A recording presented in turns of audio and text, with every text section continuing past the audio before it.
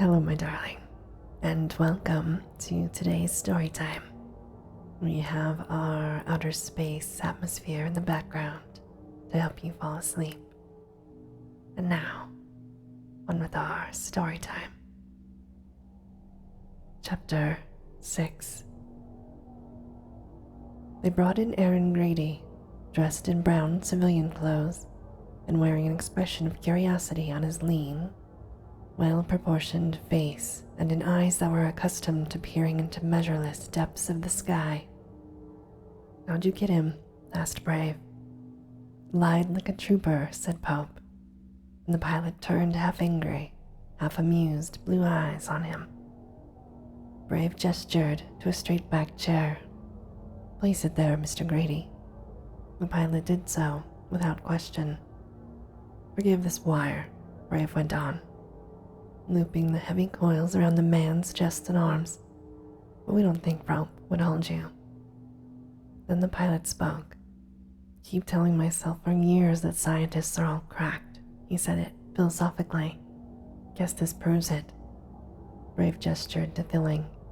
"Go out and patrol the house. Let us know if anybody approaches.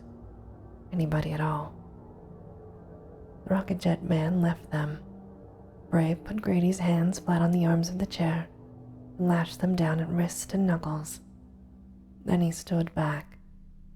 Alan and Dawn and Rob a little behind him, and he said gravelly, "Aaron Grady, you smashed up a disc yesterday, but you weren't hurt." "I was lucky," he said. "You sat in the regular pilot's chair as it hit?" "Sure, Then his eyes narrowed, and he shut his mouth. "Too late," said Brave grimly.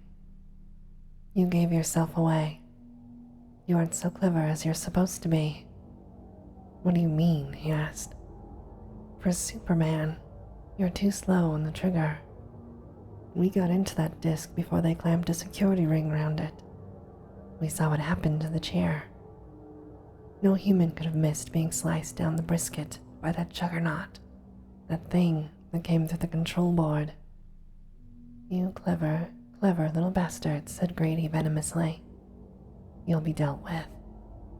For the first time, he seemed angered at the wire that held him. He threw his weight against it, but held firm. He glared at each of them. Rob Pope said, "He's trying hypnotism. Watch yourselves." Mariner chuckled. "He can't affect me. I'm too fat. The thought waves get lost." Brave did not feel the tentative vibrations of the pilot's mind, but he glanced at Alan and saw that his friend was sweating. "You okay, boss?" he asked anxiously. "He's talking to me." Alan's face cleared. "But I'm not going under. I believe your treatment did the trick, Brave." The pilot relaxed and deliberately spat on the rug. Brave reached out an arm like a tree trunk and slapped the tan cheek, so the head rocked sideways.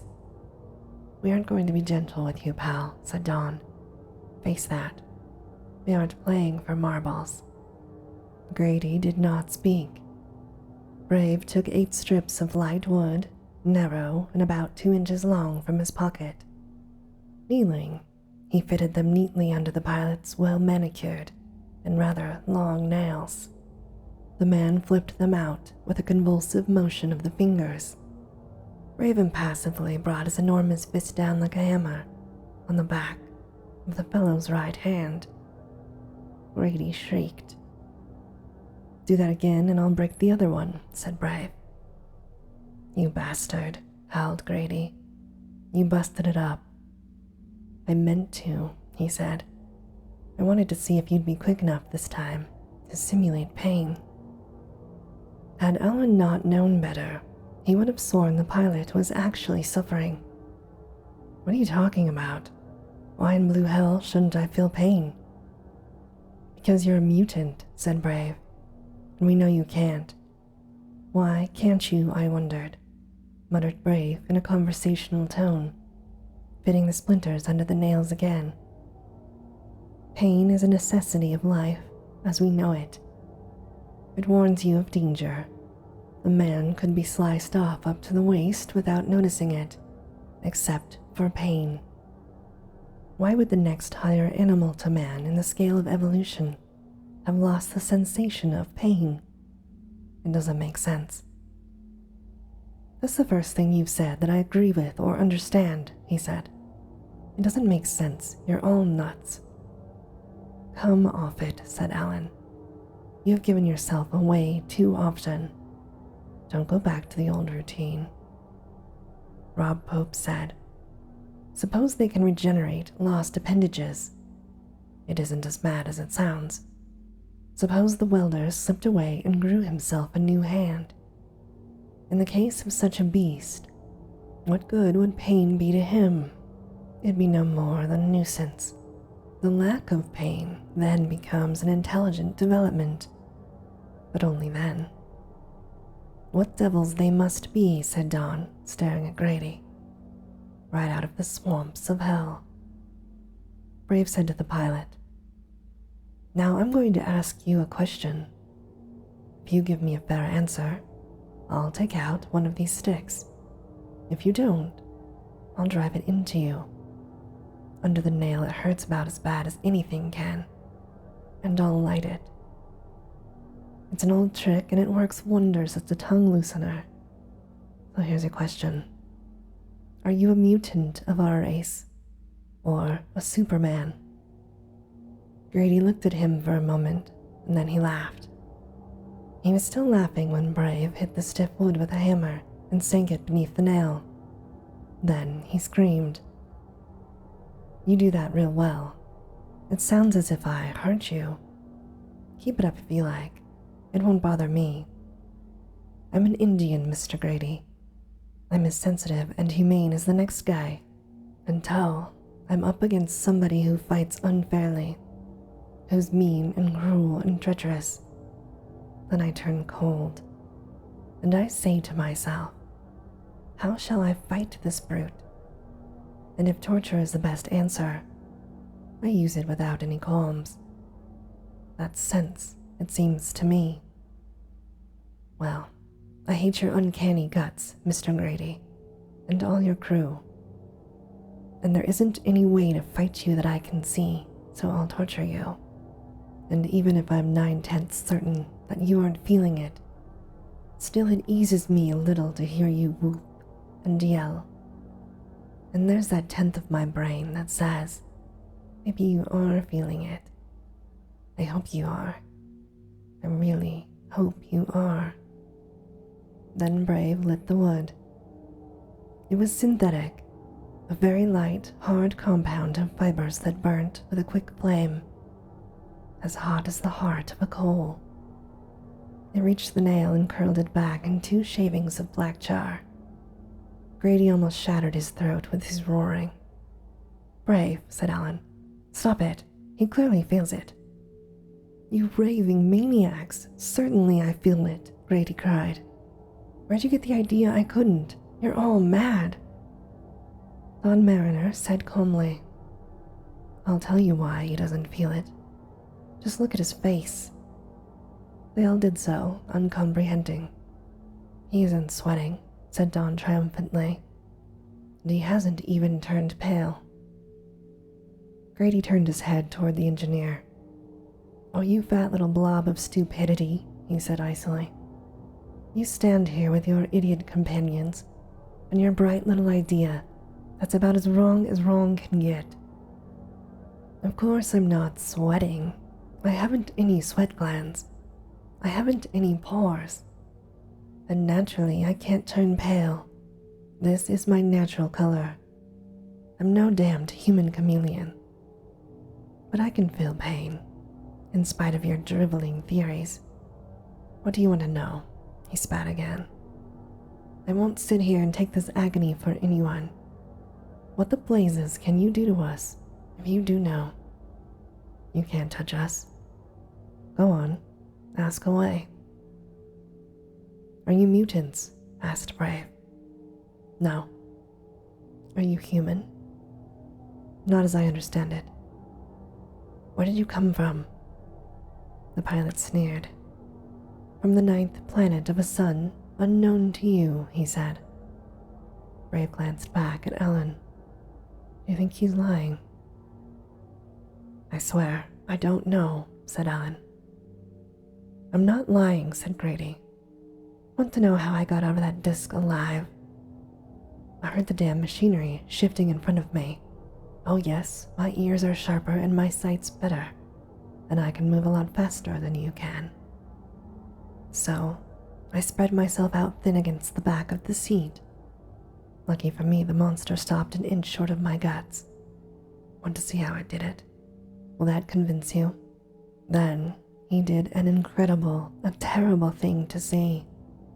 He seemed to turn almost fluid, and though none of his features changed, they withdrew to the sides. His entire body thinned out and flattened along the chair back, and he became a caricature of a man run over by a steamroller. Then he laughed at them. Above Rob's gasp and Alan's cry came the shriek of Don Mariner. Then he swept Brave aside and fired a grenade pistol almost in the face of the pilot, and Grady died without a sound. Alan spoke.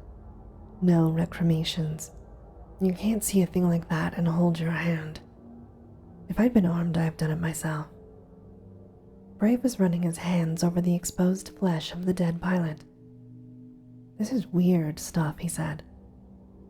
It isn't human. Well, that's obvious. It feels vaguely like gutta percha. It's swelling up slowly. No, by glory. It's going back into shape again. It's becoming humanoid again. He looked up. Notice how that word springs to mind? Humanoid. He wasn't human. He told the truth about that. He wasn't even superhuman. He was alien. Don Mariner, still shaking, said, I'm sorry I shot him. I just went out of my head at that stunt he pulled. Never been so scared in my life. I sure fouled up our chances of learning how and whom to fight. Rob was musing aloud. What can you do to us if you do know? You can't touch us, he said. What did he mean by that? That they're so powerful it doesn't matter now if we know about them? You can put any interpretation on it, said Alan. Before we theorize any more, said Bill from the door, you'd better know there's an air taxi headed this way. It's a Manhattan job, and I thought it might be McEldowney again, but you never know. So what do we do with the corpse you birds so casually created? Brave said promptly, the garbage disposal unit. It'll take care of him in 30 seconds, and be very appropriate too. He hoisted the body of the pilot out of the chair after cutting the wires. As he carried it off to the kitchen and the hidden well that was the disposal unit, Alan opened a camouflaged wall cupboard and took out the Olvac. Switching it on, he ran its round nozzle over the gouts and stains of blood on the rug, the walls, and the chair. It sucked them into itself like an anteater inhaling a hail of ants, leaving no trace of discoloration. Whipping it back into its nook and tossing the long pieces of wire in after it, he slammed the door and turned around. That's it, he said. We're clean. If it's McEldowney, we'll tell him the truth. Otherwise, Grady was never here, right? Bill opened the door, and McEldowney was just coming up the walk. Cheers, gang. The eminent statesman is put off. We're set for tonight, boys. Now what crimes have you been committing? Oh, just kidnapping and murder, said Ellen. The announcer dropped to the couch. You're jesting, I trust. Mariner spoke. In a gnat's eye. You're just 30 seconds too late to see the corpse. He told him briefly what they had done. The bony man did not say anything for a few moments, and then he said, You caught one, and pumped him, and slew him out of hand. All in the time it took me to fly to the studio and back. What a bunch of thugs. Black Hand could have taken lessons from you. He leaned forward as Brave came in. Well, You seem to have got precious little out of him before young Donald here got peeved. Let's coordinate it and see what we have. Brave spoke. 1. He could do miraculous things with his physical structure. It's the first wholly sure thing we've learned since we saw the welder burn up his hand without flinching. 2, put in Alan. He said his kind aren't mutants, but aliens from another system. It may be true, Lord knows. We have only his word. 3, said Rob. He claimed to feel pain, and if he was faking, he was a Class A actor. I'll tell you why. I was pretty sensitive to his brainwaves, even when he wasn't broadcasting at us. Once, I thought I caught a plea for help to someone unnamed, and every time Brave heard him, I felt that he was actually suffering. I felt that too, agreed Alan. Brave, getting out bottles of scotch and rye, said, in the minute I had to examine his skin and flesh, I found he wasn't lying about being without pores. The skin was perfectly smooth. It felt rather like a kind of rubber, though not so much as to seem inhuman to casual touch. And his body assumed the human shape after death, so it would appear to be the natural form of the beasts. He passed one bottle to Rob and the other to Mac. The 6 allies drank deeply. Through 2 bottles they discussed the enemy, coming at last to a sort of half-conclusion that there were extraterrestrials who could change their shapes within limits, and there were others, either from the same strange world or existing as a mutation of Earthmen, who were impervious to pain. The aliens, Alan and his crew decided, were susceptible to it. The near-tangible thought waves from the tormented pilot had been too agonized to deny. It was then a little past 4 in the afternoon. A bit more than 3 hours before we need to leave for the station, said Bill. If we take one of the colony's air taxis, let's say we relax and loaf and forget for part of those 3 hours. Alan got up and went sprawling at full length on the deep napped rug. I'm for that, he said. Let's loosen up, loll around. My God, I'm as strung up as Captain Kidd. Rob spoke. I thought you fell down on purpose. But if you're capable of turning phrases like that, I guess you're just too drunk to stand. The cat named Unquote found Alan and sat down with an air of modest ownership in the small of his back. Brave got out more bottles. We ought to be drinking to things, he said. There should be witty toasts and pledges to fair maidens. Bumpers should be drained to the memory of college days and friends long gone. He passed the rye to Mackle Downey, who said, We ought to be sucking this booze out of old ivory-covered pewter mugs then, instead of giving each other our loathsome diseases. More collegiate, you know. Brave took a healthy gulp of bourbon. He sighed appreciatively and flipped the bottle through the air. Bill caught it and had it uncorked and upended in the same motion, dexterous as a conjurer. Ah, he said, choking and spluttering. Smooth.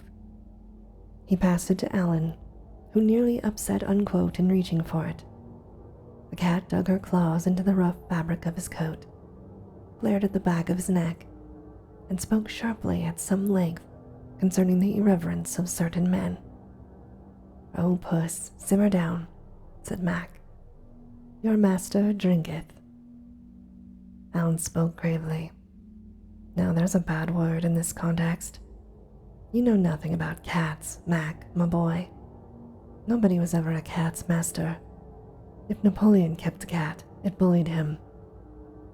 McEldowney laughed.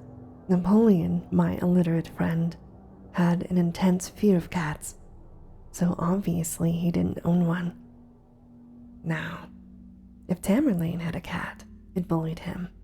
If Genghis Khan... No, you've made your point, said Don. Send the alky on its way. Alan spoke grandly. Brave, pass around the old ivory-colored pewter mugs.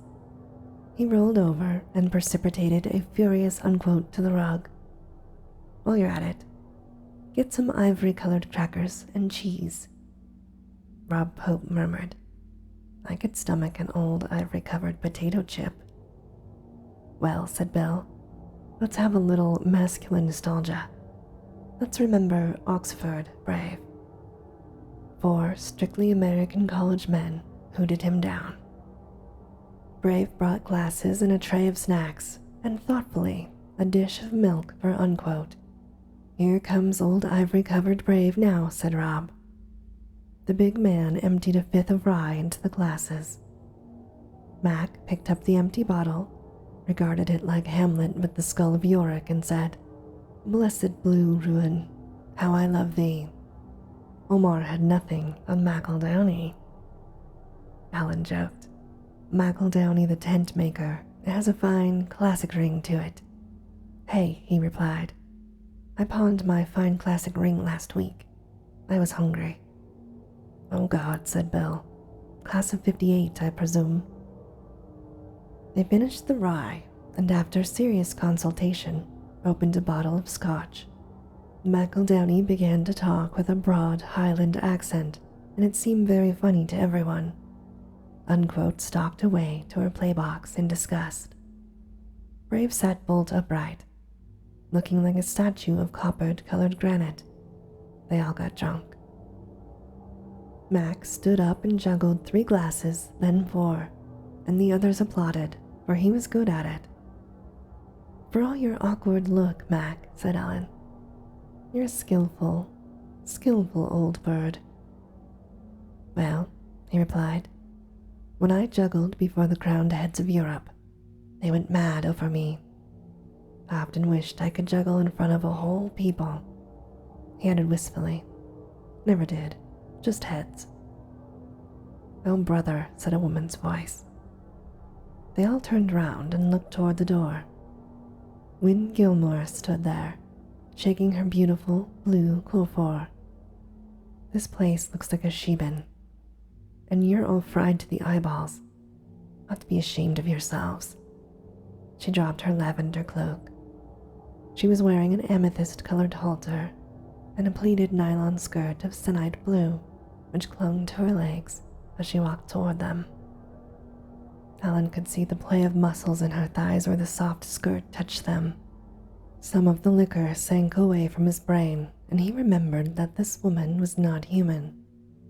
He gritted his teeth and turned his head away to look at Brave. The man was also sobered. He said, Well, hello, uncertainly. It makes me mad, said Wynne, pouring herself a shot of rum. All this attractive male virility going to waste. No women to appreciate it. There ought to be wenches flung picturesquely here and there. Rob spoke. You paint a sordid picture, madame. We've been chastely reliving old school days, knotting old school ties, and reciting the Boy Scout oath to each other. It's uplifting, it's sophomoric, she joked. Who is this dazzling fluff? McEldowney asked. I'm Wynne Gilmore, she replied. The tall man opened his green eyes wide. Oh ho, the super jade. Wynne regarded him without affection. Who the hell are you, and what the hell do you mean by that crack? Mac responded, Your secret is known, Harridan. He stared into her wide eyes. Alan says you can't feel pain. That makes you one of the enemy in our book.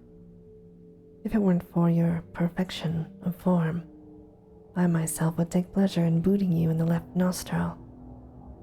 He let his gaze wander over her well-stocked amethyst halter.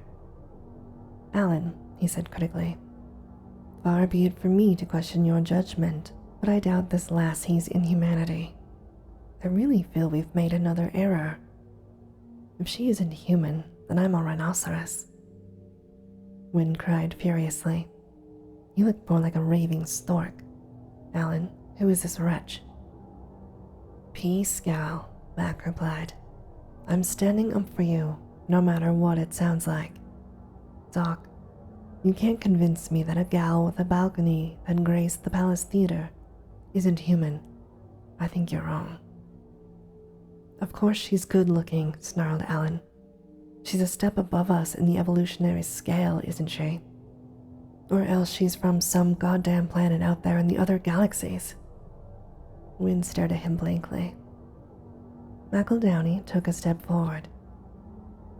I think you've jumped to a conclusion when you should have crawled to it. He caught Wynne's eyes with his own.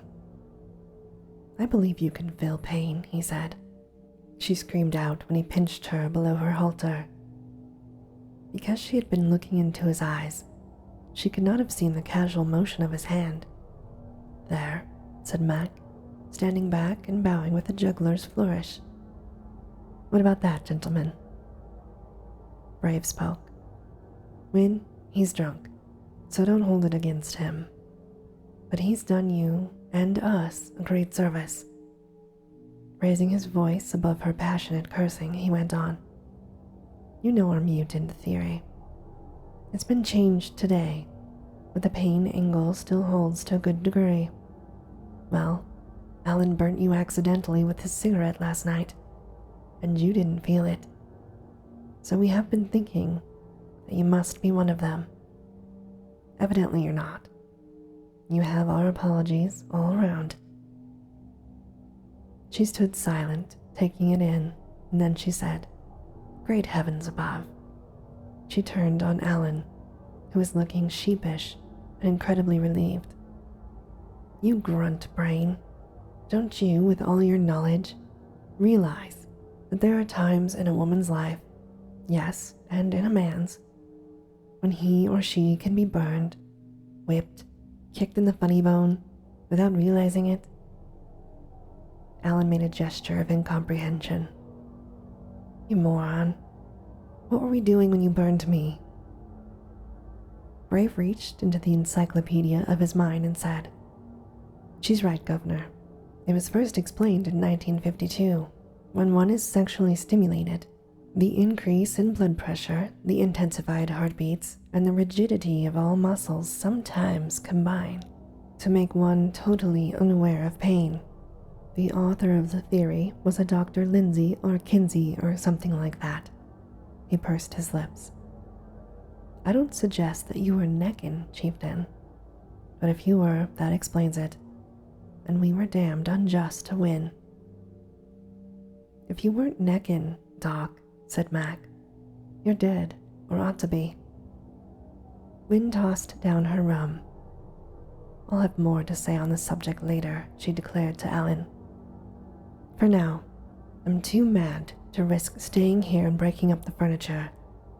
I found that burn on my arm after you left.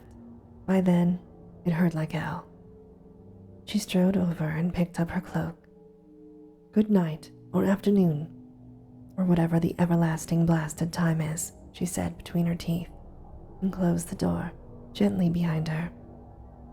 This made a more effective exit than if she'd slammed it and made the walls quiver. Bless my soul, said Mac mildly, reaching for his glass. We have transformed a superwoman into a livid fury. What a day. And this, my darling, ends our story time for today. As always, I hope that you have very sweet and creepy dreams. Good night.